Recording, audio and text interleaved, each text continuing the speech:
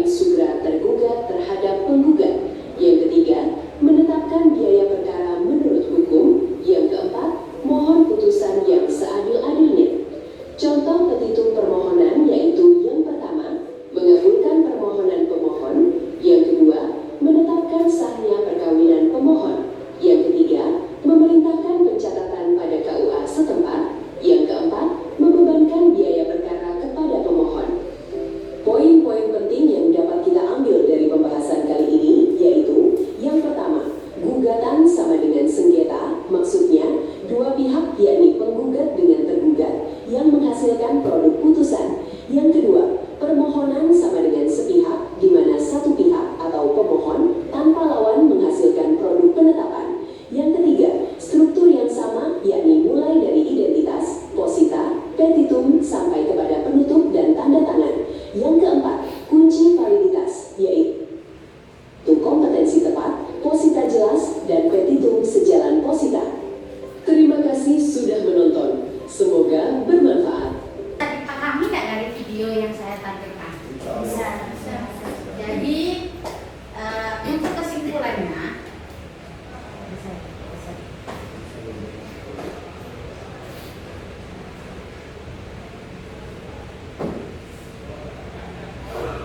Ambil dari pembahasan kali ini, yaitu yang pertama, gugatan sama dengan sengketa, maksudnya dua pihak yakni penggugat dengan tergugat yang menghasilkan produk putusan. Yang kedua, permohonan sama dengan sepihak, di mana satu pihak atau pemohon tak.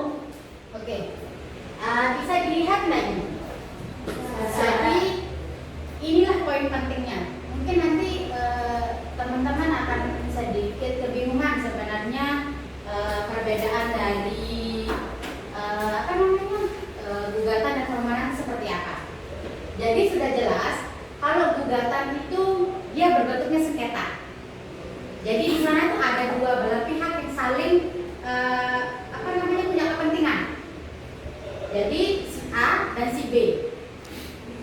Bahkan bisa lebih. Mungkin ada si C, B, si D seperti misalnya pada kasus waris misalnya. Kalau waris itu kan jarang ada yang penggugatnya satu orang, itu kebanyakan A, B, C, D dan sebagainya. Nah, itu kenapa kemudian yang dinamakan dengan sengketa, karena di sana ada barang yang diperebutkan. Itu pertama. Terus kalau pemohon itu sepihak, kenapa dia dikatakan sepihak? Karena dia hanya meminta kepada hakim, misalnya saya meminta izin poligami, itu kan tidak ada temannya bersengketa, karena hanya meminta izin modelnya. Atau saya meminta izin pengesahan ahli waris, misalnya seperti itu. Jadi tidak ada sengketa di sana. Terus selanjutnya, kalau masalah strukturnya itu sama saja. Di situ ada identitas, ada apa yang diinginkan, ada petitum, kemudian ada dibukti tanda tangan dan lain sebagainya. Nah, terakhir itu ada kunci validasi. Di sini tuh kompetensi tepat, posita jelas, petitum sejalan dengan posita. Jadi sama aja, yang membedakannya itu hanya ini pada sengketa dan tidak sengketa. Kalau gugatan itu jelas di sana ada sengketa, ada hal yang diperebutkan. Kalau permohonan itu dia sepihak, dia hanya meminta kepada hakim untuk mengabulkan apa yang dimohonkan. Seperti itu. Ada yang mau ditanyakan dulu sejauh ini?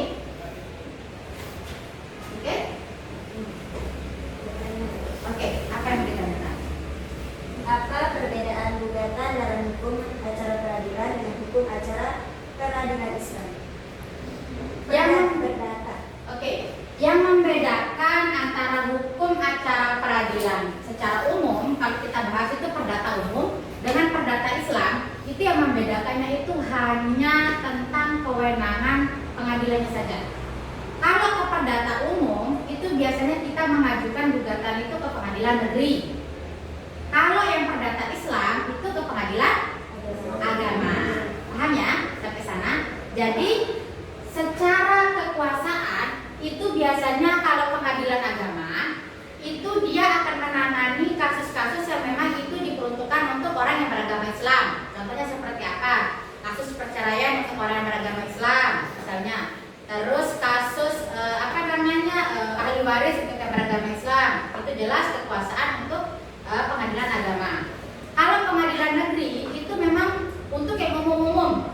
Misalnya untuk orang yang tidak beragama Islam, misalnya seperti itu. Jadi entah itu dia mengajukan cerai dan lain sebagainya, mereka mengajukan ke pengadilan negeri. Paham sampai sana? Ada yang ditanyakan lagi? Yang Ya. Apa itu? apakah bisa mengajukan gugatan di semua pengadilan?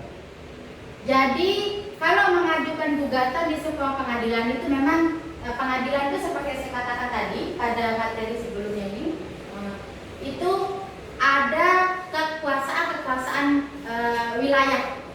Contohnya misal pengadilan agama Mataram itu yang berhak mengajukan ke pengadilan agama Mataram adalah mereka yang berdomisili di pengadilan agama Mataram.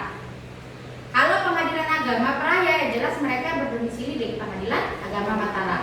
Dibuktikan dengan apa misalnya?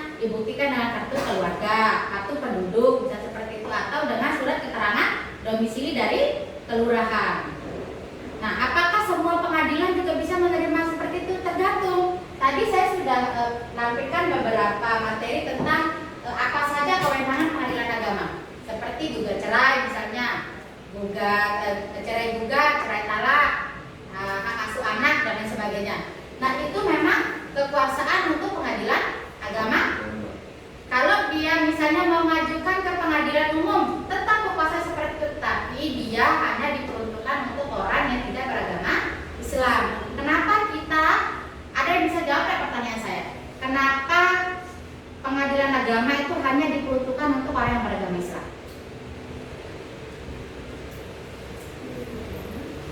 Ayo, kenapa? Misalnya kenapa kita hanya menggunakan fikih muamalah untuk orang yang beragama Islam? Kenapa tidak untuk orang yang tidak beragama Islam? Nah, seperti itu. Kenapa? Karena undang-undang yang kita gunakan itu adalah berdasarkan pada ketentuan dan ketentuan dari fikih-fikih klasik kita.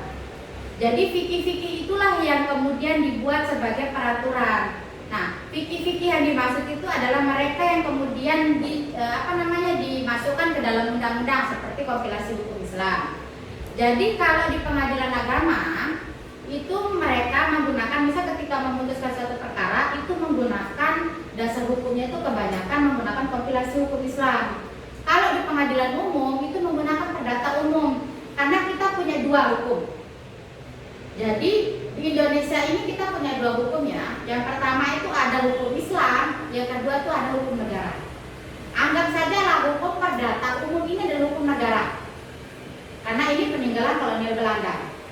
Kalau hukum perdata Islam itu jelas adalah hukum yang kemudian kita terjemahkan. Fikih-fikih klasik itu diterjemahkan sesuai dengan keadaan zaman pada saat ini. Kemudian dicantumkan dalam kompilasi hukum Islam. Sampai sini ada yang mau ditanyakan lagi? Paham ya? Nah, saya akan ngasih satu contoh contoh surat gugatan. Nah, ini. Jadi ini salah satu contoh gugatan cerai talak kepada yang terhormat Pengadilan Agama Mataram. Ini berarti dia berdomisili di Mataram. Yang bertanda tangan di bawah ini nama, nik, umur, agama, pendidikan, pekerjaan, tempat tinggal. Itu sudah jelas karena tadi harus jelas dengan identitasnya.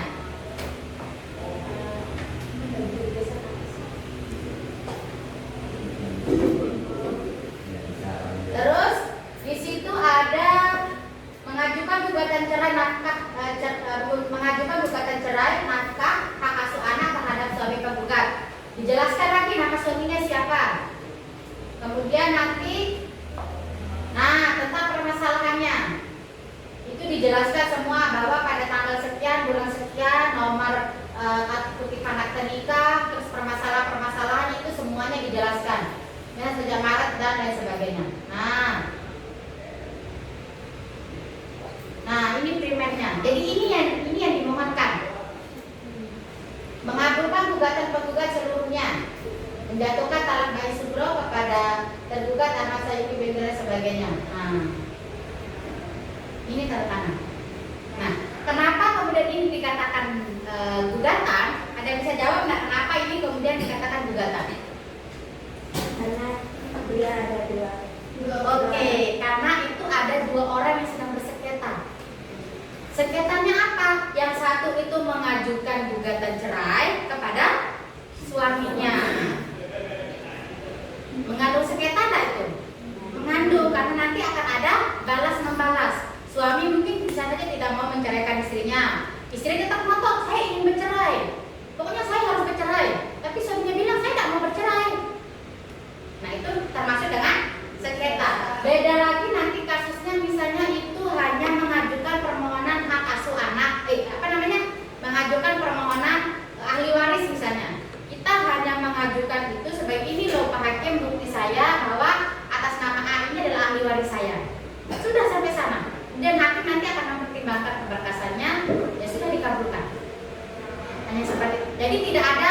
tidak ada sih yang meminta penetapan ahli waris ini dengan siapa bersengketa itu tidak ada. Oke? Ada yang ditanyakan lagi sampai sini? Paham? Oke. Jadi sudah jelas ya apa perbedaannya antara gugatan dengan permohonan. Kalau gugatan itu tadi apa? Sengketa. Adanya sengketa. Kalau permohonan? Itu sepihak. Sepihak. Oke, paham ya? Oke. Kalau sudah paham seperti itu, jadi nanti tugasnya untuk minggu depan sebelum kita memulai materi. Jadi mahasiswa itu saya meminta untuk membuat 1 surat gugatan dan 1 surat permohonan.